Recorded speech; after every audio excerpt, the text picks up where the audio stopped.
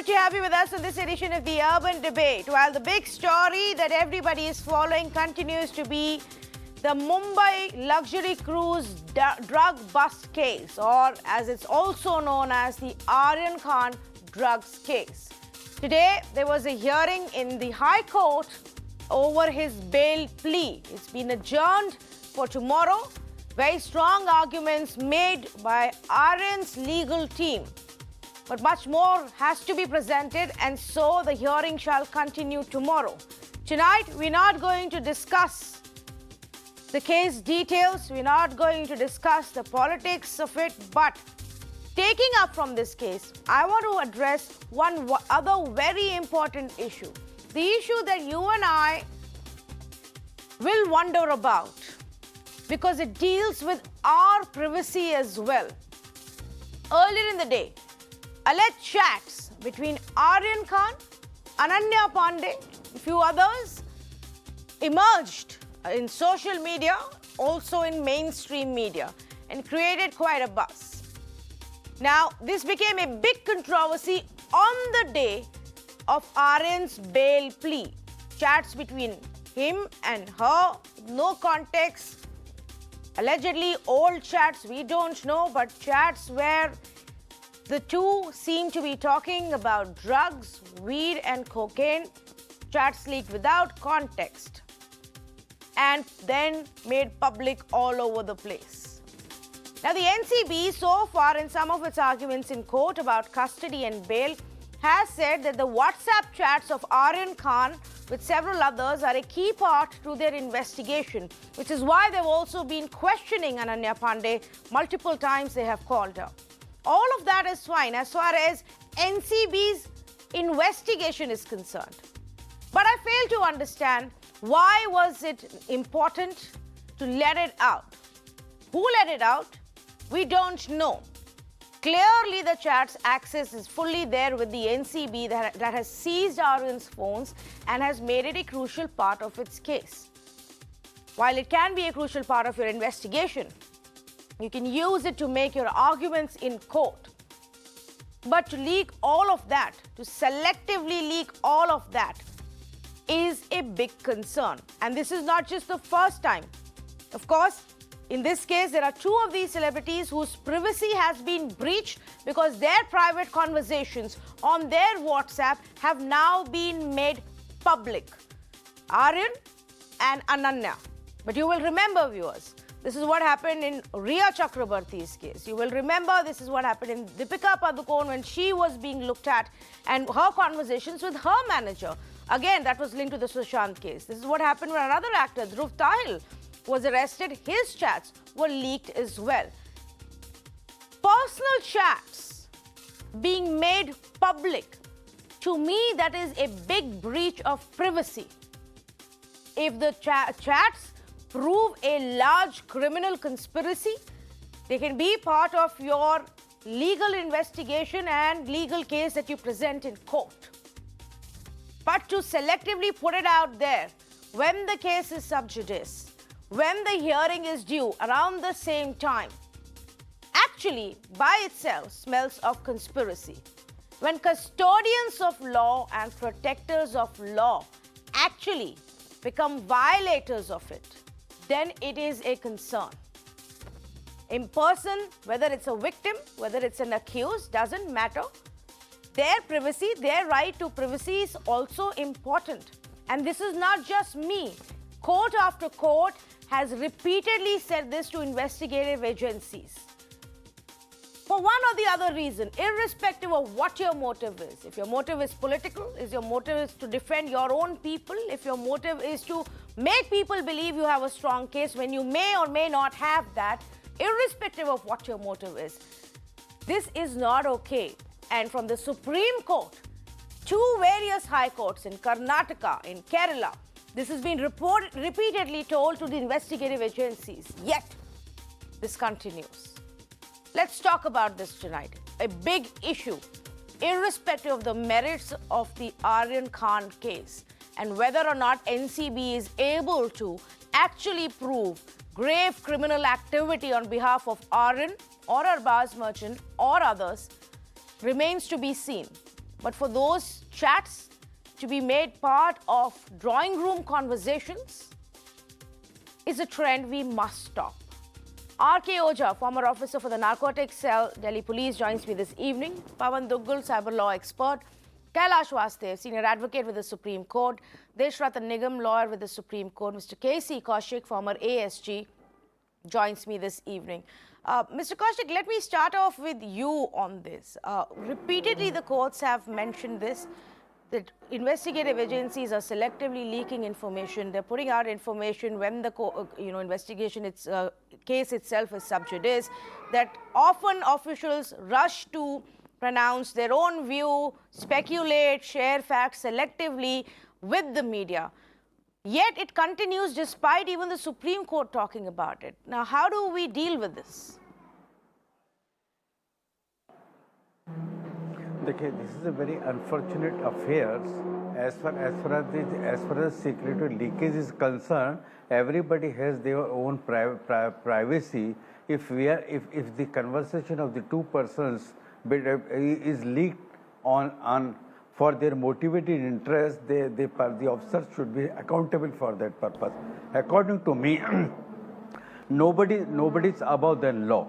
If the Supreme Court and High Courts are repeatedly directing the agency not to do like this, then if the case is found like this, then the officer concerned should be accountable.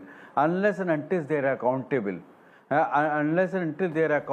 these things is not going to stop. So the court has to take a proactive action as far this type of selective leakage is concerned, which is not in the interest of, according to me, which is not in the interest even for the case itself.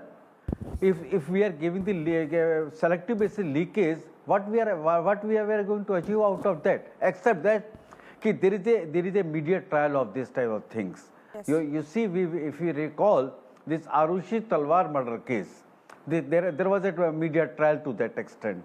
The ultimately what happens? There was a lot of trauma as far as her parents are concerned. Finally, they were acquitted in that way. As far as the agencies are concerned, they have to be accountable to the public at large.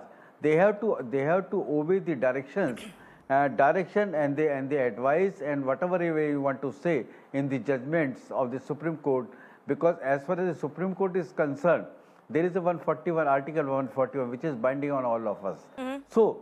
The selective leakage is very unfortunate part of the story, according to me. Very unfortunate part of the story. The agency has to be more careful. Yes, but this what you just said, the agency needs to be more careful. The agency, more often than not, Mr. Ojha, will come and say it wasn't us. When it's the Delhi police, they say, oh, we didn't leak it. When it's the NCB, they'll say, oh, we didn't leak it. But it's very difficult to imagine, really, in such a case, when it's the private WhatsApp chats between two individuals, the phones have been seized by an agency. They are not yet part of any formal legal document submitted in the court of how else will it get leaked, if not by the agency.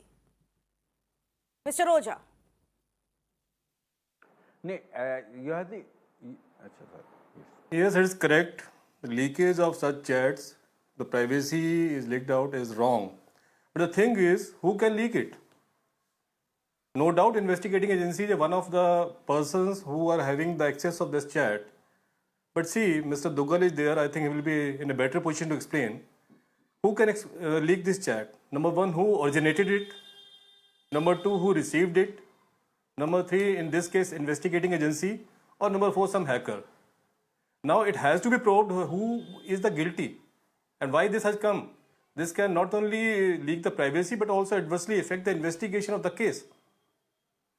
You were saying it will adversely affect the investigation of case. How? I only see it from one point of view, where when people's minds are prejudiced and the conversation revolves around it, it gives people the impression, look, there is a very valid and meritorious case, while taking away from the fact that there may not be enough evidence right now that the agency has. No, see, I do not want to comment on this case as I do not know what evidence is actually there. But in other cases also, if you leak the chat, the person concerned to whom investigating agency has to reach on next course of action will be alert. He may avoid the arrest, he may destroy the evidence, whatever. It can be adversely affecting this investigation of the case. But the person has to be pinpointed who can do it and who has done it. In each case, it can be investigated with the expert help of cyber experts. Okay, since you've brought this part, let me bring in Mr. Pavan Duggal. Mr. Duggal, who all can access this kind of WhatsApp chat? Repeatedly, WhatsApp tells us it's encrypted, we can't do anything about it, we have no access. That seems to be the grouse that the government has with WhatsApp as well. Obviously, in one scenario, it's very different because if you are the investigator who's looking at the phone and going through everything that's on the phone, you have open access. But is there a possibility somebody else can easily get into it, pull out selectively and leak it on the day of the hearing? Well, that's a possibility that cannot be ruled out because much that WhatsApp is telling you that it's 100% end-to-end encrypted. The fact is the encryption only begins at the time of initiation and ends once it's received. So once a WhatsApp message is on your device, it's no longer having that kind of a hallowed protection.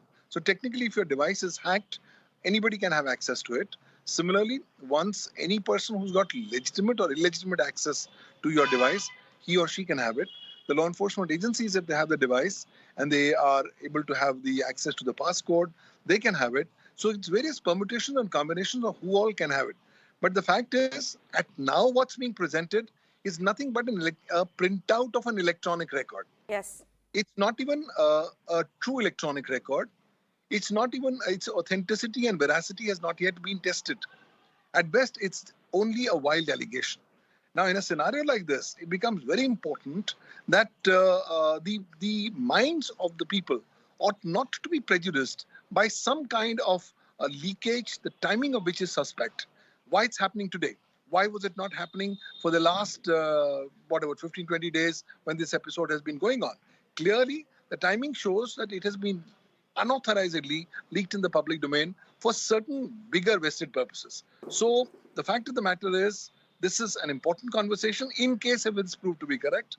But whether it's correct or not is something that will be, the onus will be upon the agency to go ahead and prove in a court of law. And mind you, merely saying that I've got these chats on my WhatsApp are not going to really serve the purpose of the agency because they will have to mandatorily prove the contents of the authenticity of these said electronic records by following the requirements under Section 65B of the Evidence Act. This is what the Supreme Court has laid down. And clearly, it's a very, very tall order for the agency. Right now, at the time of bail, you can go ahead and this kind of leakages can happen, which could potentially swing public mood one way or the other, which could potentially have an impact upon the way how this particular fact is going to be looked at. But clearly, long term, I think there are a huge number of challenges in proving the said electronic evidence in a court of law as per the requirements of the Evidence Act. Yes, but you know, there will be a series of cases just in the last year and a half that I can recount from the last big drug case that the NCB was and is, I suppose, still investigating with Sushant and Rhea Chakrabarti and her brother and a lot of other Bollywood people. There's also the entire case linked to a very young activist, Disha Ravi, who got into big trouble over his, alleged toolkit.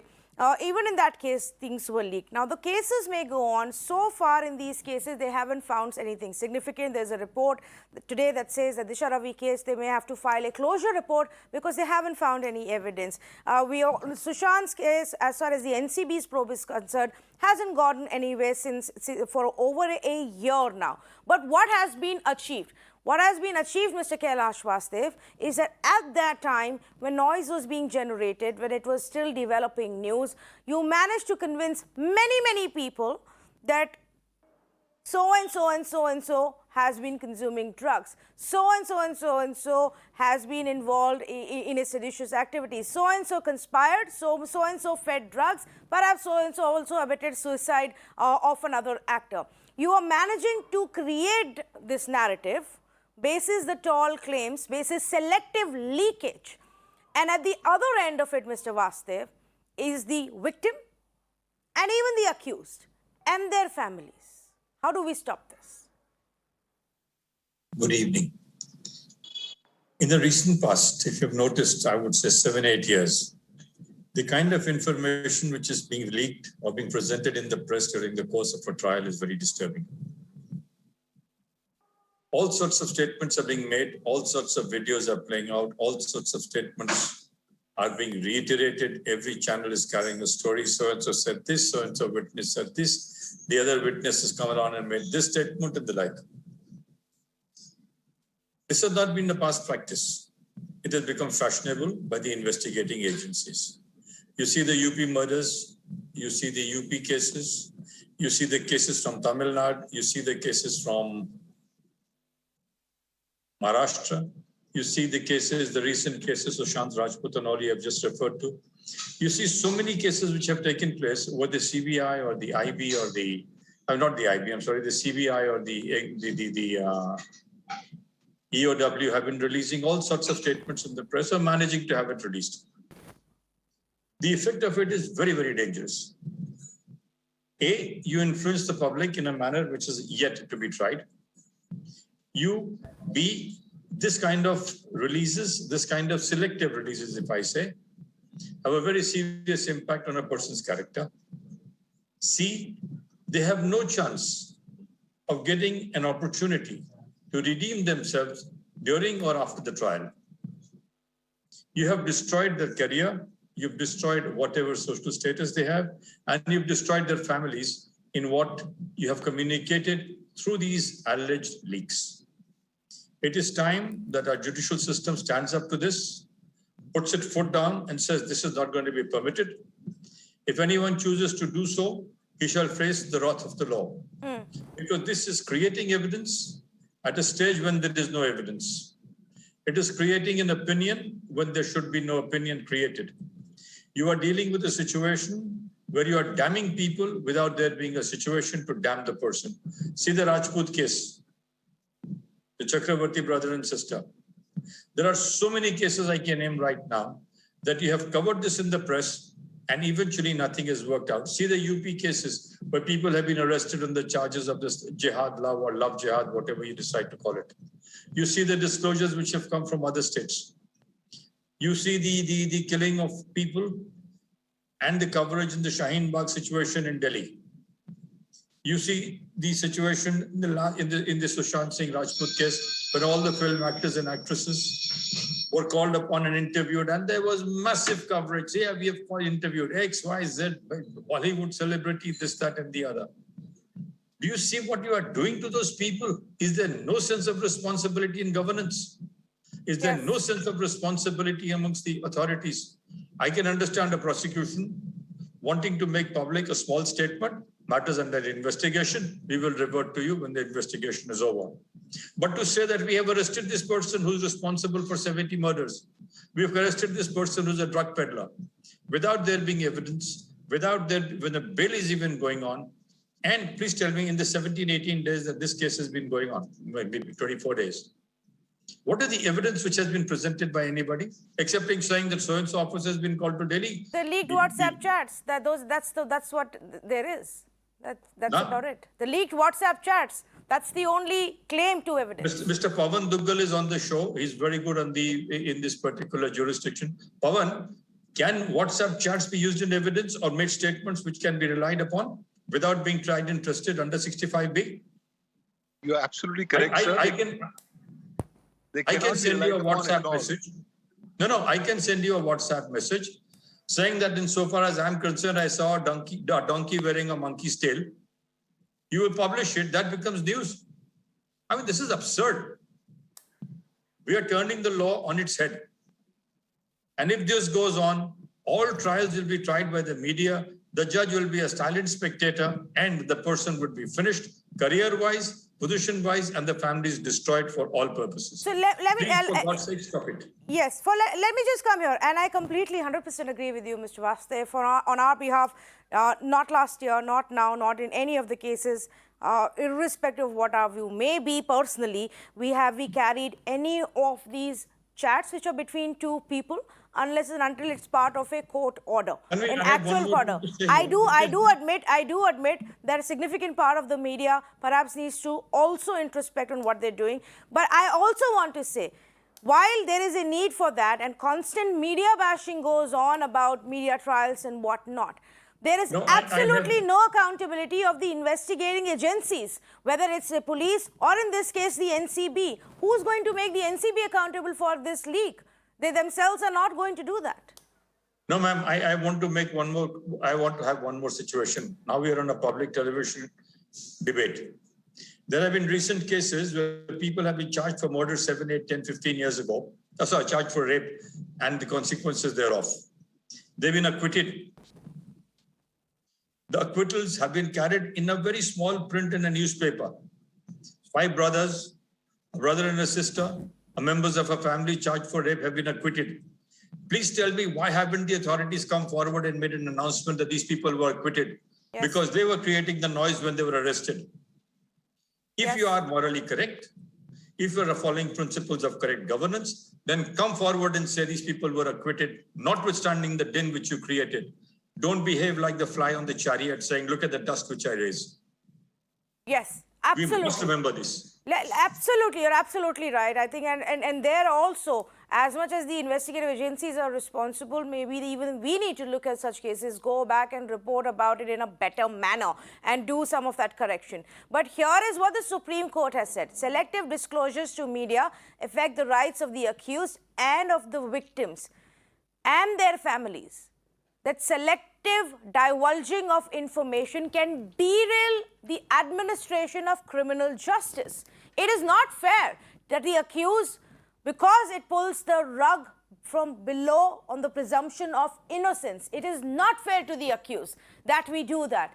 Victims have no platform to answer whatever we are publishing, whatever has been leaked. So, Mr. Deshratan Nigam, while much is said about those who publish the information, not too many questions are asked of those who leak this information, purposefully leak this information with a specific intent.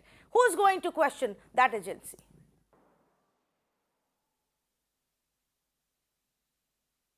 Mr. Nigam, I think you're on mute. Tanvi, I don't have the luxury of becoming presumptive out here. We do not know as of now who has leaked it. So there are 3 or 4 players out here. One is the accused, one is the one who has received it, then there are a set of lawyers, then there is a court staff and the court, and third is the media. The last one is the media. So we do not know, although I agree that it is a matter of inquiry and somebody's responsibility has to be fixed out here. So I'm not going to go into the fact as to who has leaked it and who has not leaked it. So far as investigating agencies of prosecution is concerned, Supreme Court is very clear as that they cannot do it and their responsibility has to be fixed and some action should be taken against them if it is proved that they have done it. Now, what about the others who leak it?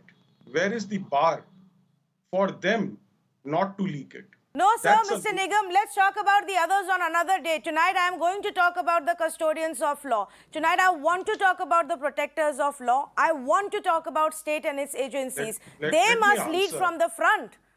Let me answer. That means you're presuming that the prosecuting agency here has leaked it. Do you have that fact with you that they have leaked it? Who is going to investigate that? That's exactly what I asked you. Who's going to ask those questions and make them accountable? So the fact is, this requires an open investigation, not a biased investigation that this particular set of people have leaked it. So we require, the court can order that investigation. The court who is seized of the matter can order that investigation. So one has to be very, very clear without pointing fingers. There are few players out here. So therefore, we should be having some kind of self-restraint. Yes, we should question the agency as well, apart from other possibilities. So I am not going to direct my finger or point my finger towards an agency right now. Tomorrow, if they are approved, I'll be the first one to criticize them heavily and take them to task. But the fact at this stage, can I do it as a lawyer, somebody who's handled criminal law, somebody who deals with criminal jurisprudence, can I have that presumption or reasonable presumption or not? I don't think so. I have that privilege with me. Now somebody has to be held accountable out here. So the what should be done? And I feel an inquiry has to be ordered here. And the court who seized of the matter and if these leakages are coming, there could be a possibility that the affected persons can leak it, and the blame will go to the prosecuting agency or the investigating agency. So you have to look at all possible angles. So right now, I can only say that it requires an inquiry, a clear inquiry on the subject, open-ended inquiry as to fix somebody's responsibility, because as rightly pointed out by Supreme Court, that it can affect the rights of both victims and as well as the accused. And it will compromise the fair trial. There could be clues in the chats which me or layman or as an anchor you may not understand. So those can be picked up by the concerned people, and they can affect the witnesses. They can turn hostile. So many things can happen. So the fair trial could not be possible here if that is the kind of information or the clues these chats have. Well, So I'm let just us- going to put the facts out there, and I agree with you. You say we can't presume, it's the NCB, but I'm going to only say this. The NCB is the first entity that has unabashed access right now to all of the chats and contents on Aryan Khan's phone. Not Aryan Khan himself, not his father, not Mr. Mukul Rohatgi or anybody. First access is with the NCB. It is currently in the middle of a massive controversy where big question marks are being raised against the officer who is leading the investigation.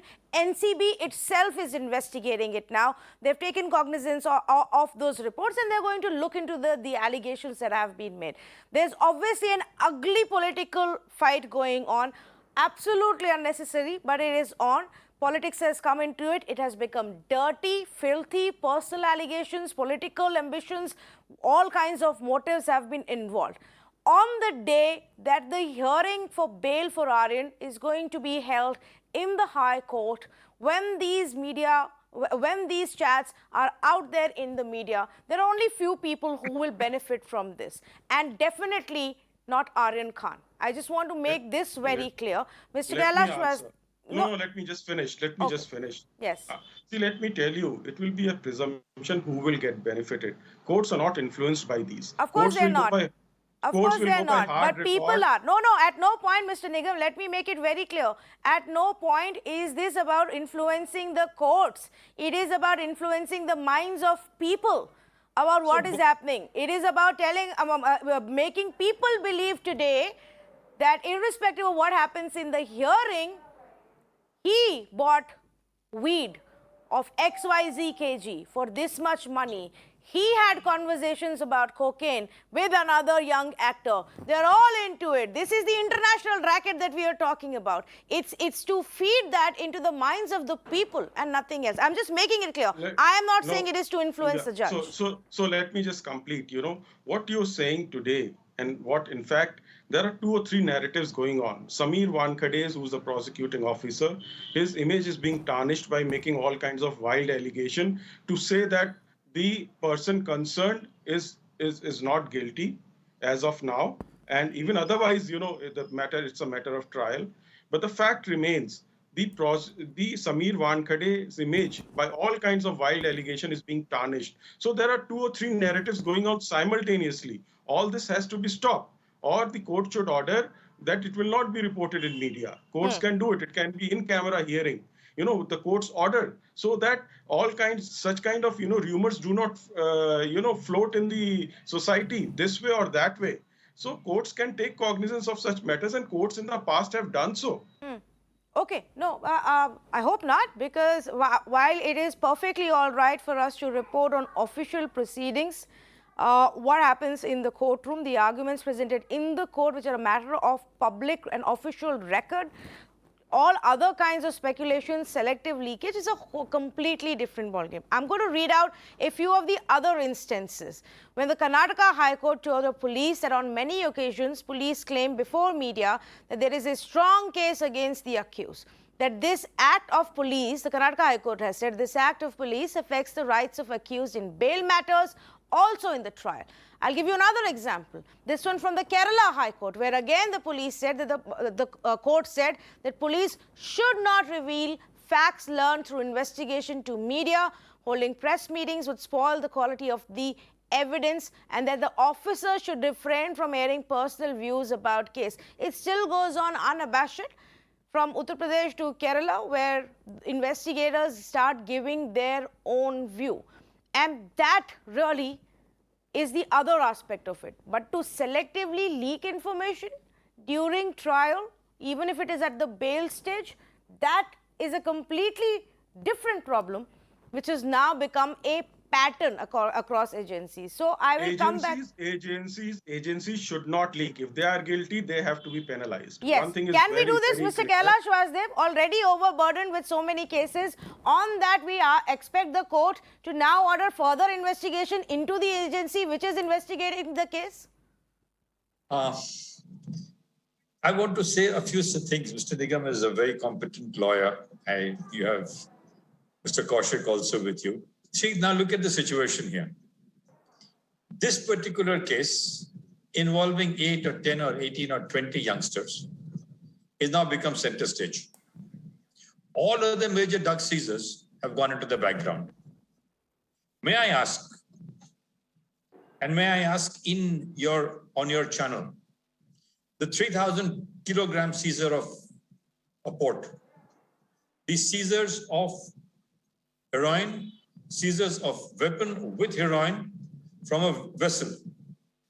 Why isn't the public being told as to what is happening over there by the same investigating agency, which is the NCB? Why is there silence in those matters?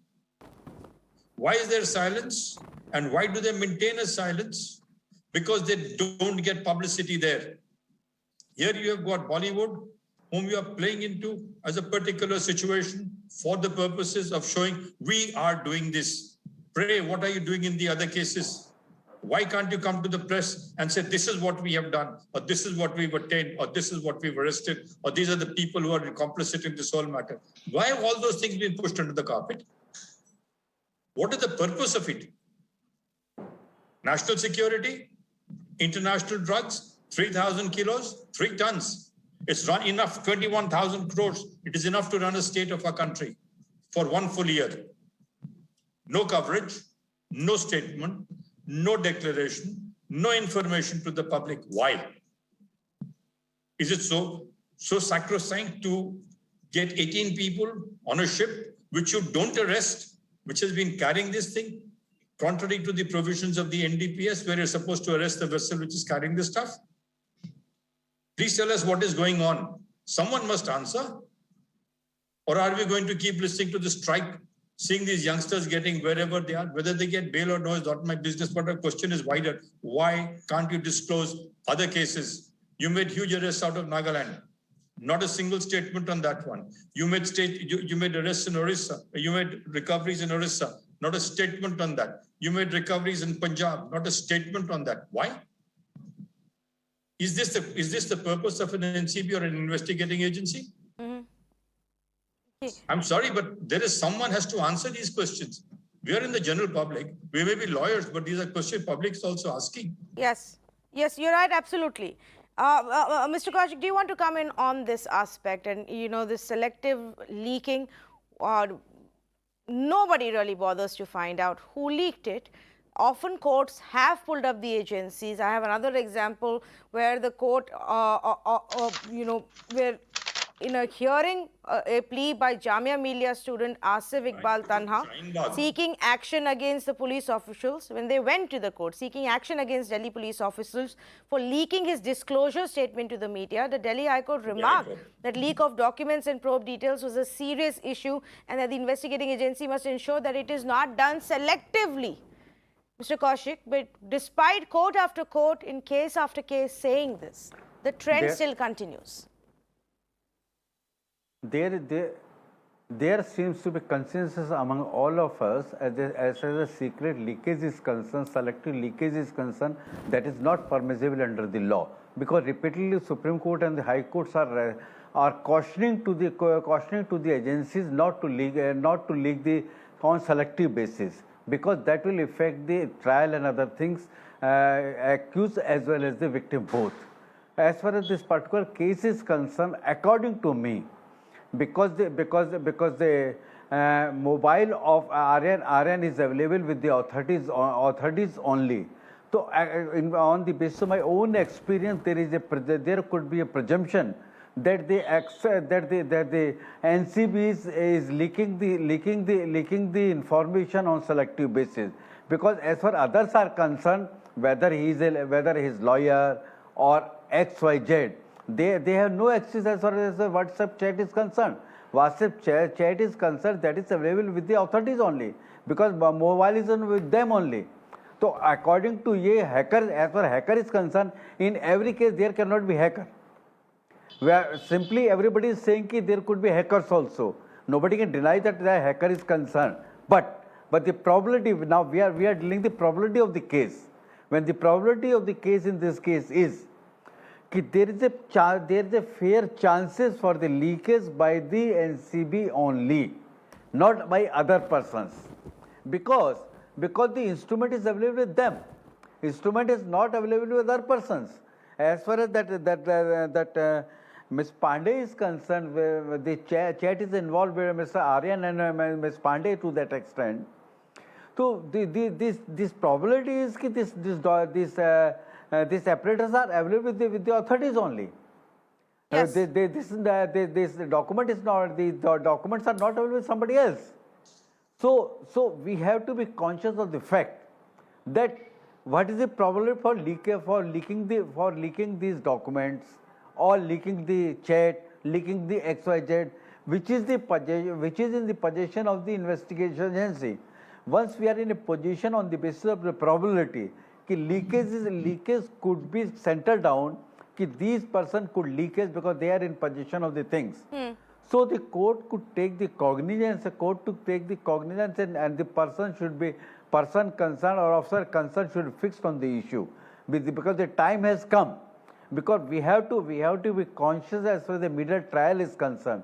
When media trials is going on like this in a sensitive case, like because he is the son of one of the celebrities. Right. As Mr. Kailasdar rightly pointed out, there are so many other cases in which whose amount is involved, whose quantity is involved. But the NCP is not coming forward to give the statement or to give the press varta to the so the public at large could know the correct things. So all of us has to own the responsibility. Yes. Especially media and the respective agencies. Yes. And then the question again comes down to how. Okay, how and who's going to do that? Mr. Nigam wanted to make a point before I go across to Karan Nandi and then Pawan Duggal. Yes. These WhatsApp chats were submitted to court, which is a district court. Please remember that. They were submitted in court and on the base which was considered by the court, and therefore they have become a part of record, and therefore all parties have that. So it is not because it is in the High Court, it is for the first time it is coming in the hands of everybody. So Mr. Nigam, you expect me to believe that Aryan Khan's legal team has access to these WhatsApp chats, basis which his bail was rejected by the lower court, and on the day of the hearing of the High Court, they decided to leak it to the media? It's become a part of, it's available with everybody, 3 or 4 players. In fact, the media probably must have got through lawyers. There is the prosecution and there is the defense. Defense, witnesses as well who have it, somebody who has it in the past, somebody who received it. It could be anybody. So district court was the level. Until that point of time, NCB did not leak it. Please remember. Till the district court time, it was not available in public domain. Now it is. Mr. Kailash Vasudev is vehemently shaking his head. No, for the first time. I don't want to comment on this. Go through the news from the 2nd of April till the trial began. 2nd of August till the argument started. I don't want to comment. Okay. Let's come back. Okay. You and I, Mr. Nigam, can continue debating of whether who did it and who did not do it. But at the end of the day, the fact of the matter is, Karuna, that selectively WhatsApp chats of youngsters in this specific case, one not even an accused, has been now put out in the public domain. Selectively, how do we stop this trend where, narratives are created, people's minds are prejudiced, when something is not even part of a legal document presented in the court right now as part of trial? I think a departmental inquiry should be ordered in this case, in such cases. I think it's really important because very often you see in these high-profile cases what happens, and I've defended a few of them. And what happens is that the prosecution's narrative becomes the narrative. And I think now the media has moved forward a little bit, but very frequently it becomes the narrative, and selective leaks to the crime beat reporters become, take on a sort of patina of truth. And I think that is a real problem. And I think that is causes serious prejudice to the rights of the accused in general. Yeah, absolutely. In fact, Mr. Pavan Duggal, and now I'm not, we spoke about the part of who can access these chats legally and illegally and thereby perhaps leak them. But I also want to talk about the fact that even if you're an accused, you still have these basic rights, one of them being right to privacy.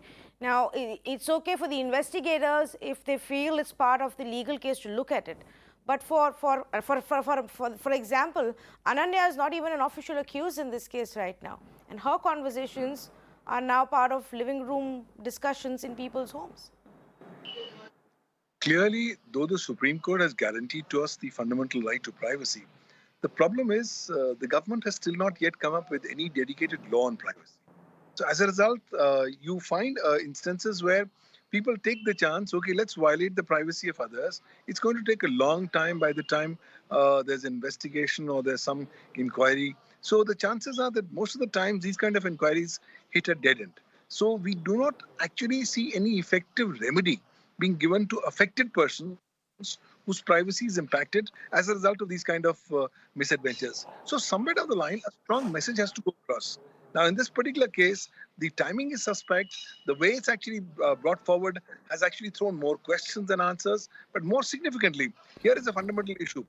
Anybody can generate any electronic record and say, look, this is what we found.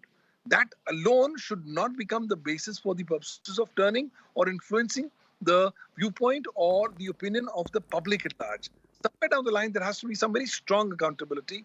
The government has to come in. And if the government is not coming in, the judiciary has to lead in the forefront by coming up with strong, stringent action. Well, in this particular case, whosoever has done it, the fact is, it's not just the right of the accused or potential accused who has been impacted. It's been right of other people who have not yet been officially booked, have also been prejudicially impacted. Yes. Who's going to compensate them? Who's going to ultimately remedify the damage that's been done on an irreparable loss as far as these particular entities are concerned? Those are fundamental questions, and the onus will ultimately lie back upon the government. Till such time we don't come up with strong privacy laws, it's going to be a scenario where these kind of episodes will keep on happening. We will keep on debating because somewhere down the line, there's not a single case where any accountability has been officially set up in a case of a leakage that has a direct impact or infringing the privacy of an individual after Justice Puttaswamy's judgment in the last couple of years. Yes, and Karuna Nandi says that perhaps departmental inquiry is the place to begin with. But Mr. Oja, a departmental inquiry into checking who from that department leaked the information to media on such a crucial day. How do we have the faith that there's going to be a fair investigation? And a departmental inquiry is already underway for one of their key officers in this case. Should it be a third-party investigation then, Mr. Oja? It seems that you already presume that this has been leaked by the investigating agency. Let's not presume. It's a matter of inquiry. Let's pinpoint, fix the person who is responsible for this leakage. If it is a police officer, or an NCB person, must be booked, must be taken most strict action against him. But we should not presume. There are, say, Mr. Nigam rightly told you so many. There are so many chances of leakage of this chat. Let's find out. It can be done from any corner, and whosoever is responsible must be taken to task. No, that's fine. I'm saying, but should it be the same department itself, or be a third party who investigates this? No. NCB is doing something else. This is another offense. It can be done by NCB also. The court orders anybody can be, inquiry can be conducted by a separate agency also, NCB also, cyber experts also. So it's a matter of administrative administration that whosoever is empowered with this or is interested with this inquiry, he should conduct, that the concerned agency should conduct. It can be NCB, it can be anybody else. Mr. Nigam, should it be the NCB? I'll give you one example from another agency, actually the police force.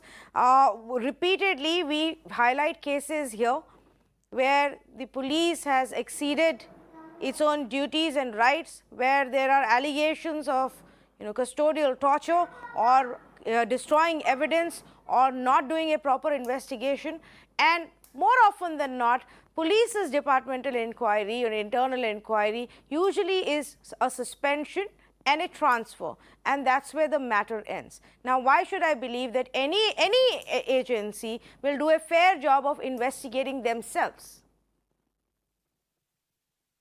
Mr. Nigam, I think you're on mute. Tanvi, in fact, in many occasions, we have seen that department inquiries have been able to fix responsibility. But in this particular case, since there are 4-5 players here who could have leaked, and NCB is also within the zone of suspicion. So I would not say NCB should be doing it, although they are free to institute their own departmental inquiry, and if they can find themselves who is guilty out there or exonerate themselves of the charges, then it is perfectly all right. But once somebody who's within the zone of suspicion, I don't think one should inquire one's own self. Okay, very quickly, going back to Karuna Nandi on this one, the larger conversation, Karuna, is about this trend of agencies or other parties involved in the case selectively leaking information and then it being covered in the media while the case is still going on. Now, why else would information be selectively leaked if not to influence the minds of people? I can't see any other reason. I think that's correct.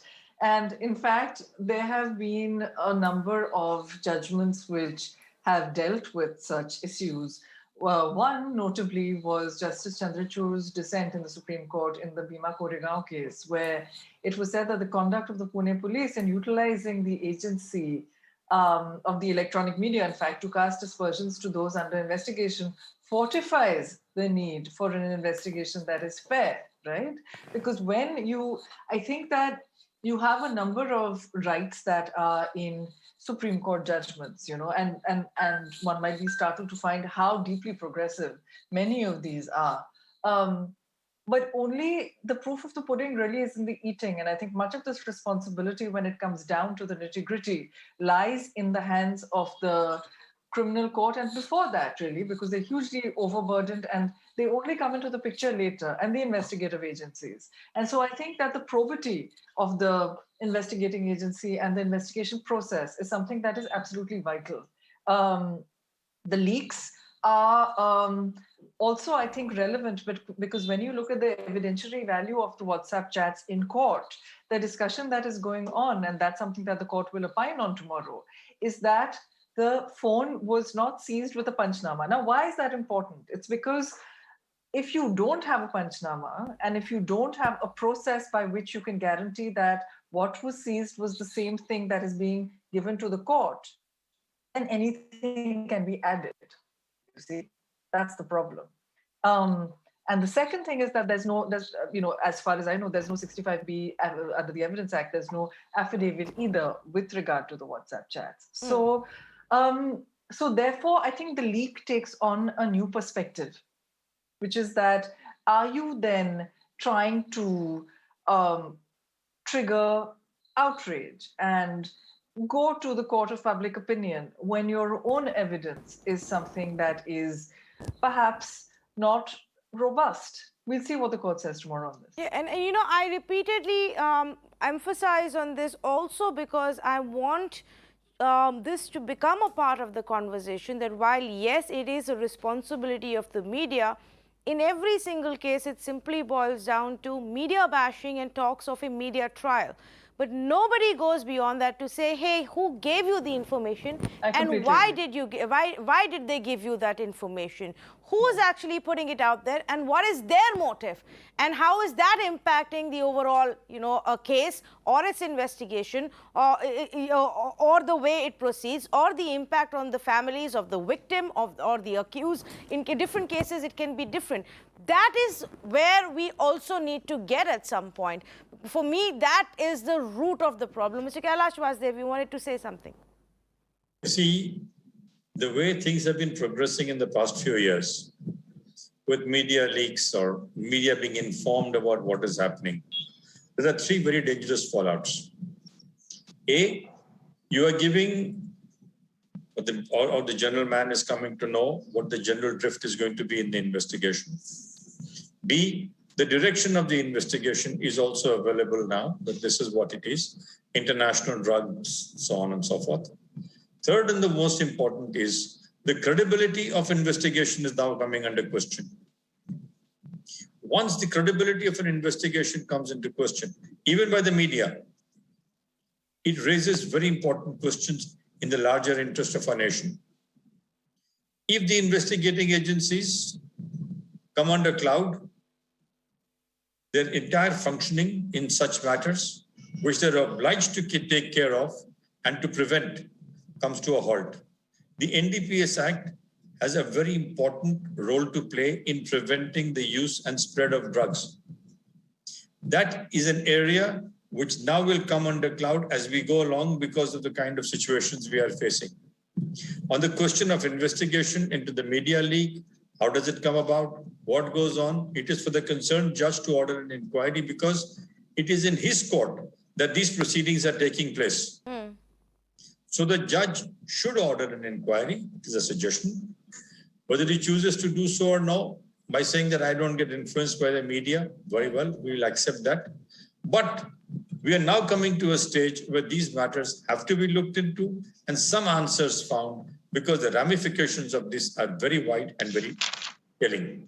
Yes. Very quickly, I just want to go back to one more point that Karuna raised and take it across to Mr. Kaushik. Mr. Kaushik, the point that was being made about what was said in the court today, the argument from one side, from the accused side, is that you didn't found drugs on me. You did not conduct a medical test on me about whether there were drugs in my system. There is no evidence of me having consumed the drugs at that party, because I reached and I was stopped, and so nothing further actually took place. So I wasn't carrying any drugs on me. There was no medical test done on consumption. So what is it that you're building your case on? You're building your case on WhatsApp chats, which are now in the public domain from 2018, 2019. They're not even WhatsApp chats about the day of the incident or the party or the arrest. WhatsApp chats from 3 years ago that indicate that this youngster may be involved in some kind of massive drug cartel and distribution and buying of drugs. How important do WhatsApp chats then become as evidence under NDPS? As far as WhatsApp chat is concerned, that is whatever we have heard from the media and other things, that relates to the 2018 and 2019. But the person has been arrested 2021. As far as the chat is concerned, chat will be considered by the trial court at the time of trial. But as far as the bail is concerned, then I do not think the court will be influenced by this WhatsApp chat at all. According to me, whatever the counsel for the accused has argued before the Honorable High Court, in his own wisdom, he is arguing his own case. Yes. To the extent that neither there was a possession nor purchase. Only on the basis of the chat that the prosecutor NCB is trying to cover the case in 20B. In that case, the punishment is for 1 year only. Right. So as far as that is concerned, if he succeed before the High Court, that there is a fair chance he may get bail also to that. Well, there were two aspects that were considered by the lower court. One was the WhatsApp chats, and two actually was also in so-called admission statement that was made in front of the NCB officers, which were later also retracted by the legal team. But the court did mention these two when they rejected bail at the lower court level. We'll have to wait and watch to see what the Bombay High Court does. As I thank the panelists who have joined us right now. Viewers, I'm not getting into the merits of this case or whether or not any of these accused are guilty or not, or if the case actually has merits evidence to prove that they were actually part of some kind of drug movement, selling, consumption, etc. But I am going to make this point again tonight, that case after case where agencies, from the police force to central investigative agencies, leak information selectively to the media, for whatever be their motive, usually to build a narrative that makes people believe that the agencies are on the right track and they have got the right evidence, usually to make people believe that the other side, the accused side, is actually the villain who's carried out a certain crime. That is unfair. The selective leakage is unfair. And while all the media trial bashing is all right and we need to introspect, we also need to get to the source of it and stop that leak from where it emanates. Thank you for joining us.